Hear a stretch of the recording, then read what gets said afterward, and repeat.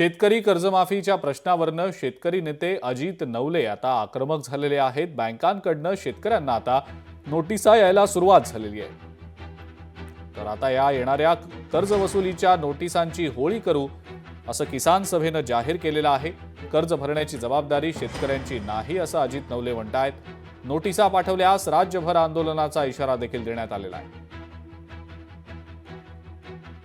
कर्जमाफीचं आश्वासन राज्य सरकारने दिलेलं होतं।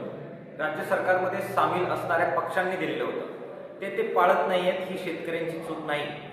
तरी सुद्धा महाराष्ट्रामधल्या थकीत बँकांनी शेतकऱ्यांना नोटिसा पाठवायला सुरुवात करण्याची भूमिका घेतलेली आहे। या नोटिसा जर आल्या तर त्या चौकामध्ये किसान सभेच्या वतीनं जाळल्या जातील। कर्ज भरण्याची जबाबदारी शेतकऱ्यांची नाही, ती संपूर्णपणे आता सरकारची आहे। त्यामुळे सरकारने काय करायचं ते करावं।